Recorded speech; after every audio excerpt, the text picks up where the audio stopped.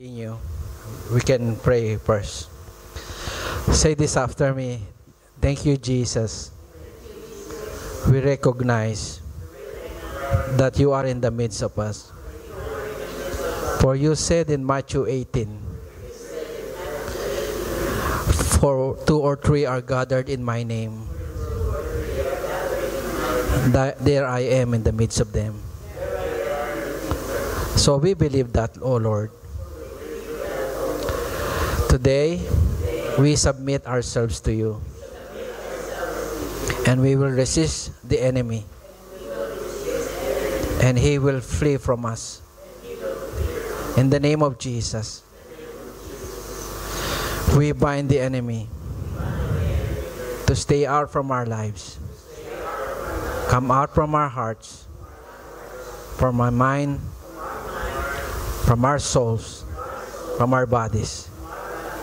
And we command him to stay out from this place. For Jesus is the only one who will be lifted up in our midst. In Jesus' name. Let all be seated. Thank you. Okay. Happy birthday again, Andre. Welcome, Mrs. Joe. Okay.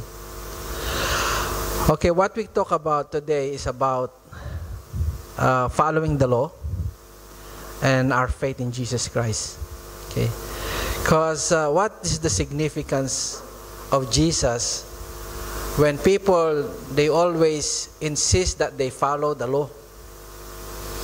They think the law, if you follow the law by your own strength, you can only, you will not only have a good life on this earth, but somehow you still can go to heaven. Amen?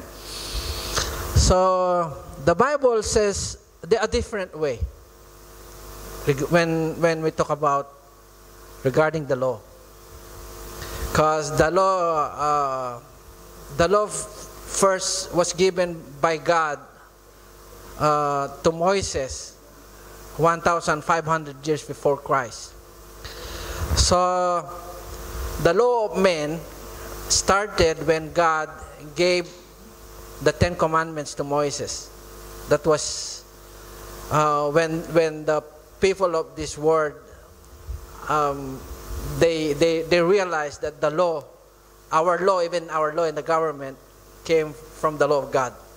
Started from the law of God. So we're going to talk about the law and our faith in Jesus Christ. This is what God gave to Moses, the 10 Commandments.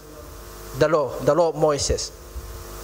They call it the law of Moses because the Lord is the one who gave this law to Moses for the Israelites to live. And God spoke all these words, I am the Lord your God, who brought you out of Egypt, out of the land of slavery. Number 1, you shall have no other gods before me. You shall not make for yourselves an image in the form of anything in heaven above, on earth, beneath, or in the waters below. Number 3, you shall not misuse the name of the Lord your God. For the Lord will not hold anyone guiltless who misuses his name. And number 4, remember the Sabbath day by keeping it holy.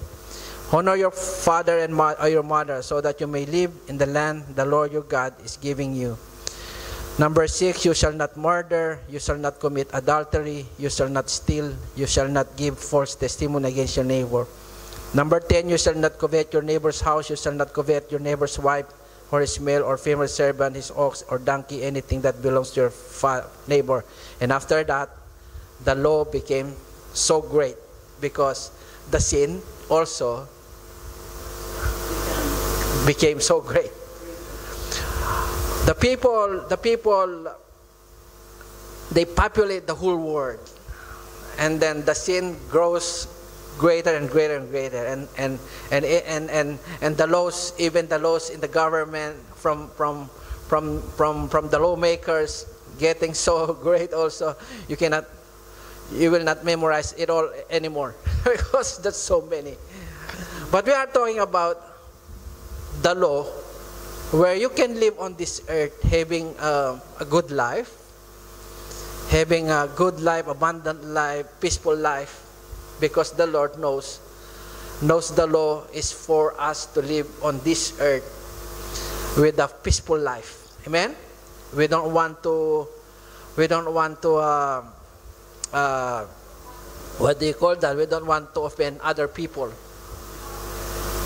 Only in our hearts, even though we don't memorize the law, we know that it's important for us to not offend people, because that's the law in our hearts.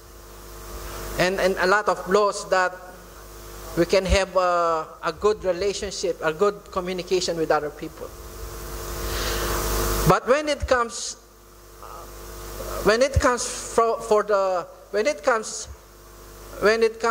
talk about the law of God, God gave us His law not for us to live on this earth having a life, good and peaceful life, but also after this life we can have another life, the eternal life. Amen? That's why He told this law for us to be holy, because no one can go to heaven that they are not holy. Amen? Only those people who became holy are the one who will go in heaven, the second life after death. And the other one, because we all know that the gospel always teaches us there are only two destinations after death: heaven or hell. Because the Bible says after death, then it is judgment. Okay, so the role of the law before the faith in Jesus, because Jesus came here because He came from God. He's the Son of God. For we all know John 3:16, for God so loved the world, He gave His only begotten Son, that whosoever believeth in Him shall not perish but have everlasting life. And then in 17:18, John 3:17-18, those who believe in Jesus Christ, God's never condemn them. But those who don't believe in Jesus, they already been condemned. Amen? So, what is the role of the law before faith in Jesus Christ? So, Apostle Paul wrote this verse. For Paul, Apostle Paul, the law became our guardian until Christ came. Okay? What is the purpose of the law? So, Paul wrote this verse. We can have a lot of revelation from this. So, the law was our guardian until Christ came. What is the relationship of God's law and Jesus Christ when He came here? And then it says here, so the law was our guardian until Christ came, that we might be what? Justified by faith. So it means there's something missing from the law regarding when you connect it with the faith in Jesus. So Apostle Paul wrote this. So the law was only our guardian until. So God gave the Ten Commandments to Moses 1,500 years before Christ. And after that, Jesus came here, and then Apostle Paul wrote about Jesus Christ being the fulfillment of the law. You must think about that. So the law was our guardian until Christ came. What is the significance of Christ for the law, about the law? That we might be justified by faith. Let's continue. Another writings from Paul in Galatians 3:20-23. He wrote this: we've been locked up until the faith that was to come. But Scriptures has locked up everything under the control of sin. The Scriptures lock up everything under the control of sin, so that what was promised, being given through faith in Jesus Christ, might be given to those who believe. What are this what is this written in this verse? Scripture has locked up everything under the control of sin, so that what was promised, being given through faith in Jesus Christ, might be given to those who believe. So 23. Before the coming of this faith is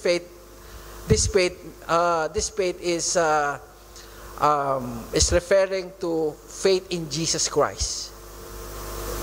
Before the coming of this faith through Jesus Christ, we were held in custody under the law, locked up, until the faith that was to come will be revealed. So it means you cannot be justified by law. Okay? There's something missing when you realize, yeah, you can memorize the law, every kind of law. Maybe even if you are really good and studied, and you are a lawyer and you studied a lot of laws, and you memorize a lot of articles, and then yeah, you can memorize every law.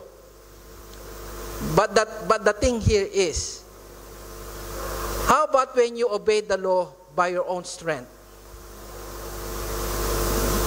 In all your capacity, in all your strength, in all your might, you must follow the law. Is that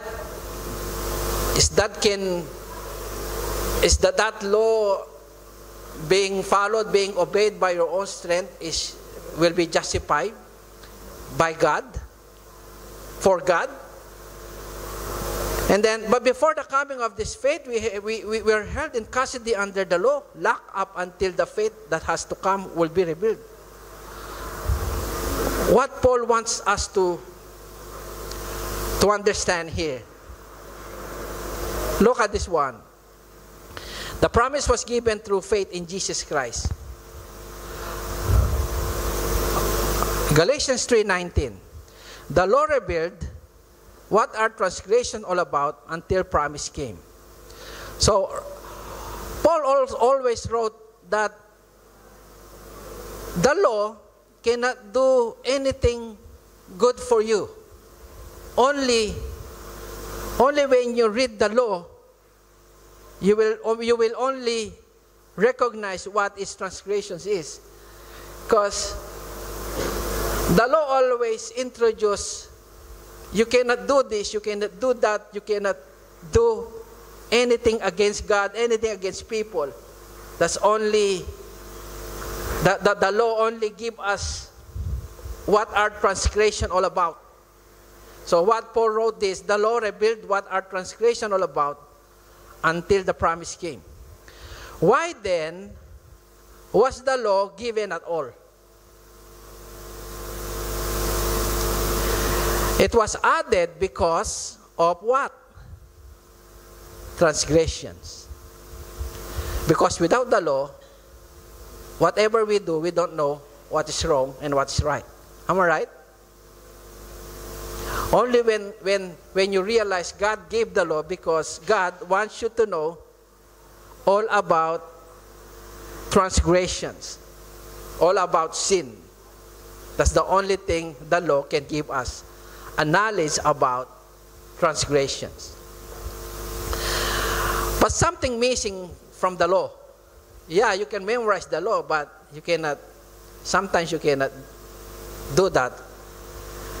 If you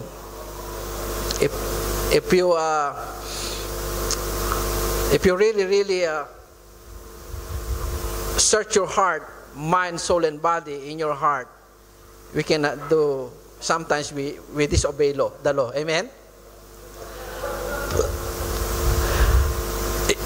It was added because of transgression until the seed to whom the promise referred had come.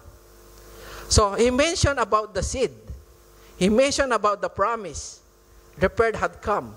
The law was given through angels and entrusted to a mediator. Look, God gave us the law,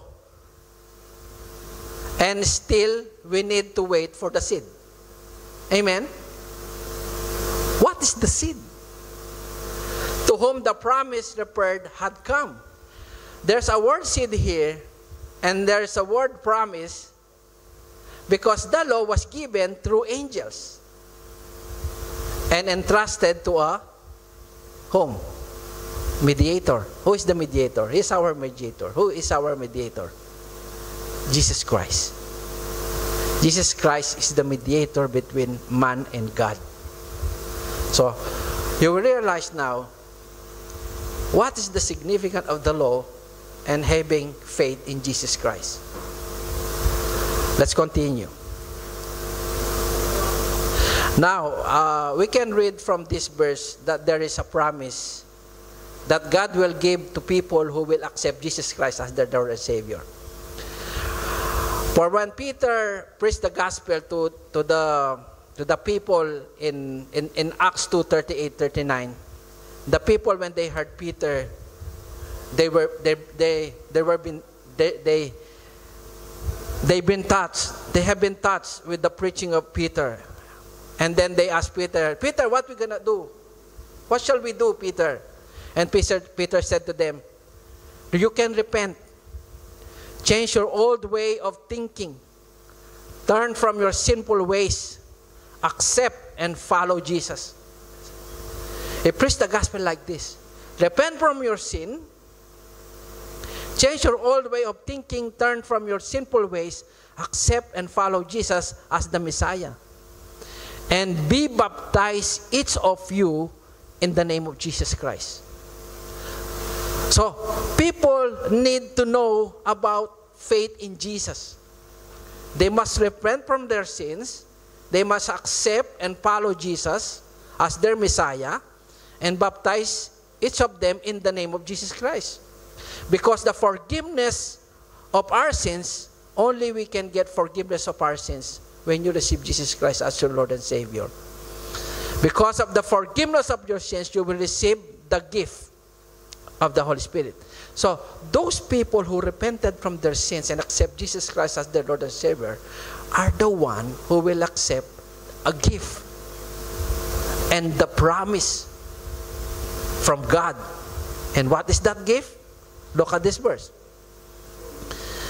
And you will receive, Peter said, the gift of the Holy Spirit. For the promise of the Holy Spirit is for whom? For you, for me, for your children, and for all who are far away, including the Gentiles, as many as the Lord our God calls to Himself. Not only for us, but for all the people of the world. They need to know that Jesus came here to forgive our sins and to receive a gift. So this gift and this promise is connected. When you want to follow the law, you need to learn, you need to know, you need to be rebuilt. The law cannot save you, and you cannot obey the law by your own strength. You can only obey the law because you have faith in Jesus, and God will reveal something from here. Okay? Now, you want to go to heaven after this life, you will be sure you are we are qualified to go to heaven, because only having faith in Jesus Christ that we can have God's righteousness. So, self-righteousness is different from God's righteousness. Self-righteousness, you want to obey the law, you want to keep the law, you want to be holy by yourself, by your own self, by your own strength, and that's we call the self-righteousness. But God's righteousness is different. So, only through faith in Jesus Christ that we can have God's righteousness. How can we have God's righteousness? If we believe that self-righteousness cannot save you, obeying the law by your own self, obeying the law by your own strength cannot save you. Only through faith in Jesus Christ that we can have God's righteousness. God's righteousness is the one we need so that we can go to heaven after this life on this earth. Look at this verse. For by grace you have been saved through faith. Ephesians 2:8-9, Paul wrote this. For it is by grace. You know the word means grace? That is not man's effort. It is the grace of God. This is the help of God for you. God will help you to be holy. God will help you to obey the law. God will help you to have eternal life.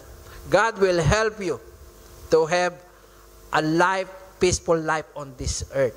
God will help you by means of, you know the law, but you cannot obey the law.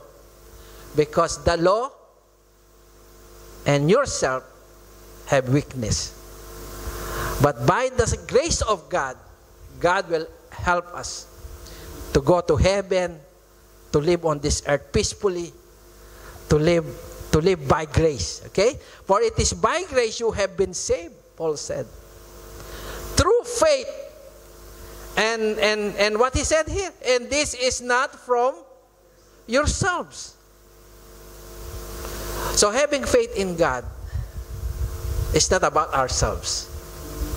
It's not about our strength. It's not about our own holiness. It's not about our own justification. It's not about ourselves, but it's about God. Amen?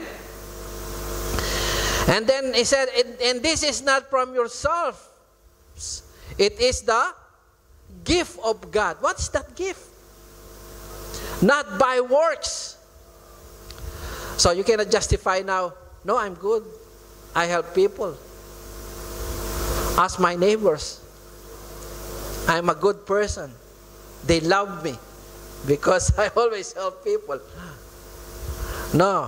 When we talk about going to heaven, when we talk about just being justified by faith and being saved, not only from this earth, but saved from hell, going to hell.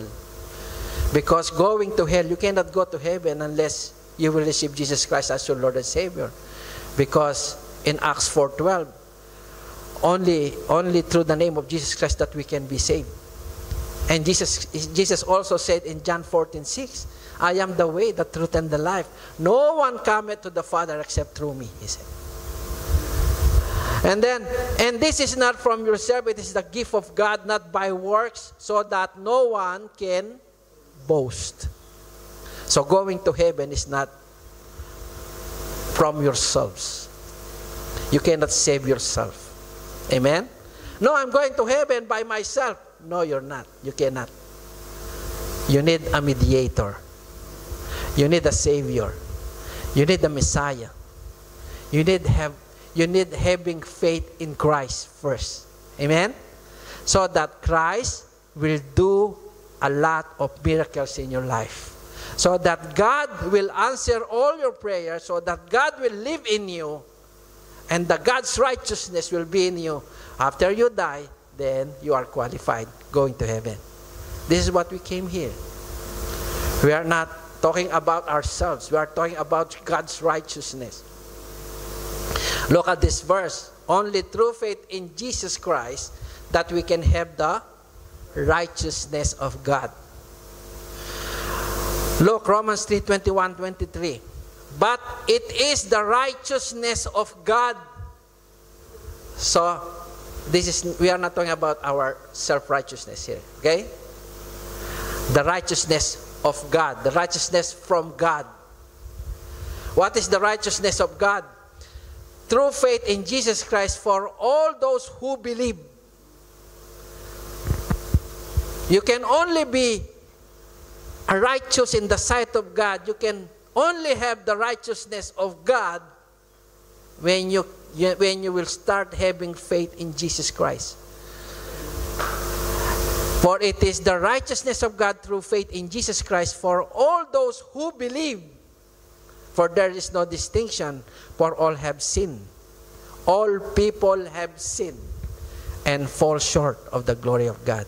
Don't you know that people, God intended people can live on this earth with His glory, with His presence, with His Holy Spirit? That's the gift.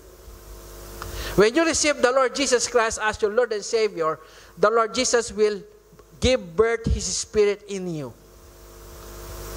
And then when God gave His Spirit in you, that's the way God will have God's righteousness in us. This is what the equation is. Faith in Jesus plus the law equals what? God's righteousness. Why? Because Christ is the culmination of the law. Christ is the culmination of the law, so that there may be righteousness for everyone who believes. What is culmination meaning? To come to completion. So God made the law, and the law have a missing half. It's not complete. We must understand God only gave the law to reveal what our transgression and sin are.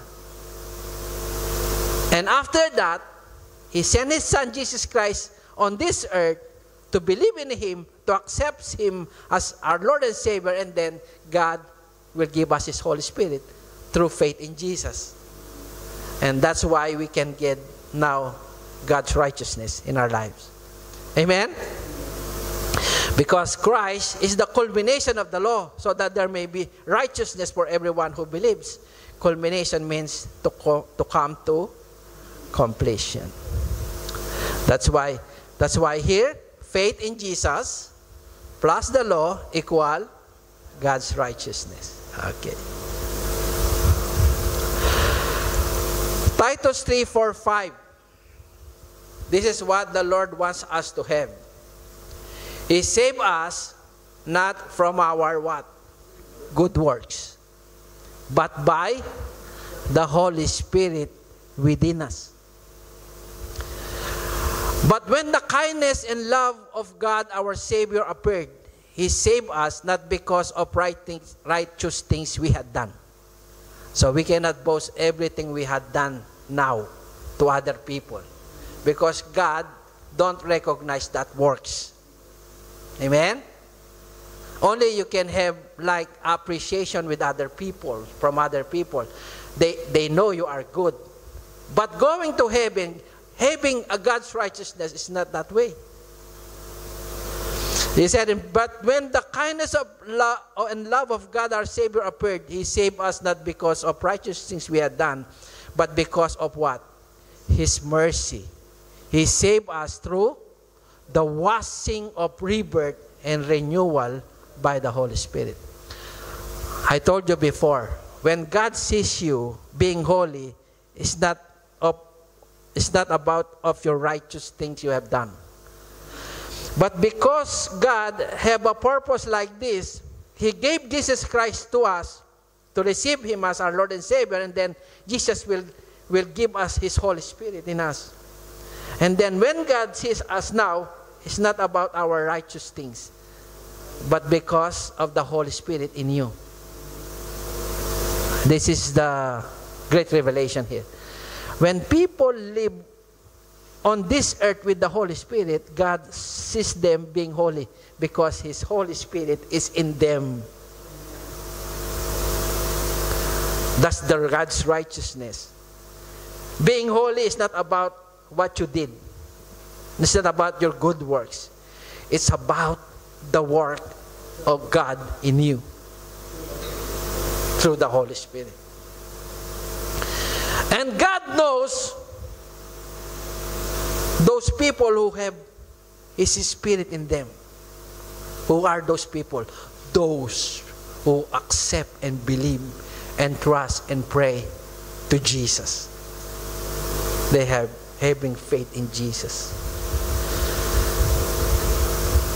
Now, when Christ came here, before the law is written in the scriptures, only written in the stone, on the tablet, because when God gave these 10 commandments to Moses, he wrote it on the tablet, 2 tablet stones, written in the stones, and people just memorized them. But the worst is these commandments are not written in their hearts. But when Jesus came here, God made another covenant. Amen? Christ's law written in our hearts. This is what God did when He gave Jesus Christ to us. The new covenant established by Christ. And Paul wrote this to Hebrews 8:10. This is the covenant I will establish with the people of Israel, God said. After that time, declares the Lord, I will put my laws in their minds and write them on their hearts. I will be their God, and they will be my people. You know, if you have the Holy Spirit in you, even if you don't memorize the law, you follow them because the Lord's Spirit is in you. You fear the Lord because God is with you. Amen? That's being godly. Not self-righteousness. Look at this verse. Being justified by His grace through the Holy Spirit.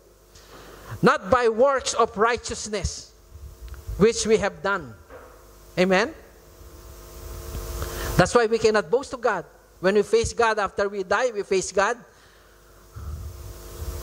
Look, I don't know you, God said. Why? Lord, I'm good person. I have people.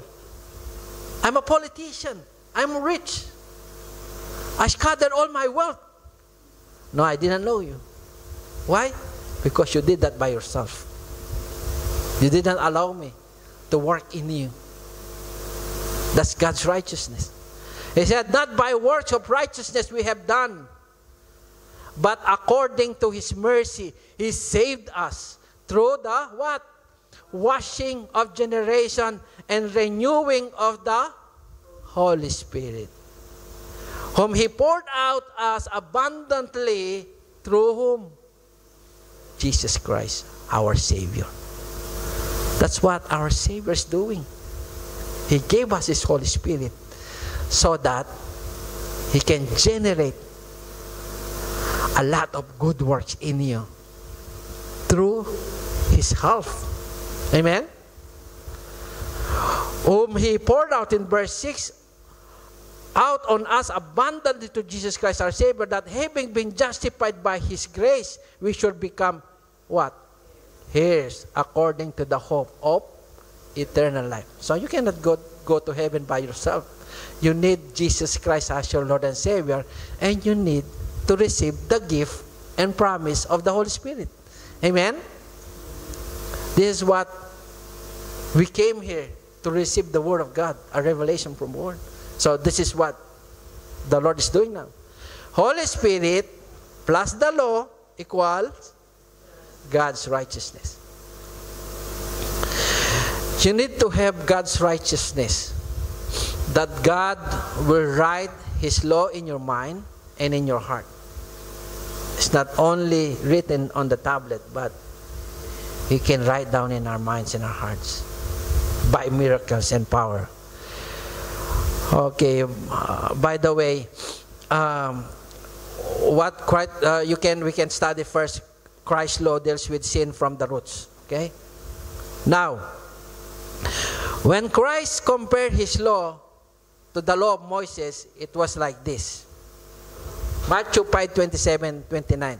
You know that Jesus is the one who told this and wrote by the disciples. He said, Matthew 5:27-29. Jesus taught this to His disciples. You have heard that it was said, you shall not commit adultery, He said to His disciples. But I tell you that anyone who looks at a woman lustfully has already committed adultery with her in his where? In her heart. So Jesus is different. He always tackled the sin on its root. If your right eye causes you to stumble, gouge it out and throw it away. It is better for you to lose one part of your body than for your whole body be thrown into hell. So Jesus is more concerned when he gives his commandment to us. He always dealing with the root. Amen? Don't worry. If you cannot do it by yourself, the Holy Spirit will help you. Cut it off and throw it away. You shall not steal. In the 10 Commandments, if your right hand causes you to stumble, cut it off and throw it away. It is better for you to lose one part of your body than for your whole body go into hell. Don't worry. Don't do it by your own strength. Let the Holy Spirit be the one who will reign in our hearts. Do it for you. Amen? By faith in Jesus Christ. Anyone who says you feel is going to hell. You shall not murder. That's the Old Testament. That's the 10th commandment. And then Jesus said, you have heard that it was said, the people long ago, you shall not murder. And anyone who murders will be subject to judgment. But I tell you that anyone who is angry with his brother and his sister, look, murdering someone and hating someone is just the same. Hating someone is the foundation of murdering people. It's the root. If anyone who is angry with his brother and sister will be subject to judgment. Again, anyone who says to a brother or sister, Raka. You know what Raka means? Raka means fool. If you tell people they are full, you are being judged. It is answerable to the court. And anyone who says you fool, you will be in danger of the fire of hell. Why? Because the root of murdering people will start being hateful to other people. Amen? So the Lord wants to fool the hatred first so that later on you will not commit murder. And Matthew 5:17-20, Jesus is the fulfillment of the law. Is in Christ. And Jesus told this to us. Do not think, Jesus said, that I have come to abolish the law or the prophet. No, I have not come to abolish them, but to fulfill them. For truly I tell you, until heaven and earth disappear, not the smallest letter, nor the least stroke of a pen will be any means disappear from the law, until everything is accomplished. Therefore, anyone who set aside one of this list of these commands and teaches others according will be called least in the kingdom of heaven. But whoever practices and teaches these commands will be called great in the kingdom of heaven. For I tell you that unless your righteousness surpasses that of the Pharisees and the teachers of the law, you will certainly not enter the kingdom of heaven. You know Pharisees and Sadducees? They are priests in Judaism. They are priests. They're representing the law of Moses. But they rejected Jesus. That's the missing link there. They know they are holy. They know they are priests between God and man. But they failed because they rejected Jesus as their Lord and Savior. They didn't receive the gift, the promise of the Holy Spirit. Because only when people receive Jesus Christ as their Lord and Savior, that's the only time that they can have the Holy Spirit in their hearts. Amen? And that's the time that God will write His law in their minds and in their hearts. Now, our conclusion is this. Acts 2:38-39. Peter said to them, repent, change your old way of thinking, turn from your sinful ways, accept, and what? Follow Jesus as the Messiah and baptize each of you in the name of Jesus Christ because of the forgiveness of your sins. Only when you repent to our sins, only when we repent to our sins and accept Jesus Christ as our Lord and Savior and Messiah, and that's the time the Lord will forgive our sins. And then, not only that, after He forgive our sins, we will receive the gift of the Holy Spirit. For the promise of the Holy Spirit is for you, your children, and for who are far away, including as many as the Lord your God calls. Amen? Now, Romans 10:9-10. Paul said, if you declare with your mouth that Jesus is Lord and believe in your heart that God raised Him from the dead, you will be saved. For it is with your heart that you believe and justified and are justified, and it is your mouth that you profess your faith and are saved. So you need to do two things here. When you repent from your heart, from your sin, and want God to reign in your heart, you need to do these two things. First, you believe in your heart. Second, you will use your mouth to profess. So, what we need, when you want to be saved by grace, and you want the gift of the Holy Ghost, then we must pray with a voice. Amen? Oh, let's all stand. We're all finished. And now what we're going to do is this. Do you believe in what the Bible says, in what you heard today? Do you believe in the Word of God? Amen. Amen. If you believe in your heart, then we will pray that God will reign in our hearts today until the time when God will get our lives and give us the true life in heaven, the eternal life. Amen? So this is what we're going to do. Pray after me. Believe in our hearts. Say this one. Dear Jesus. Dear Jesus. We believe in our hearts. We believe in our hearts. We open up our hearts. We open up our hearts. Our minds. Our minds. Our eyes. Our eyes. Our ears. Our ears. Our whole being. Our whole being. Lord Jesus. Lord Jesus.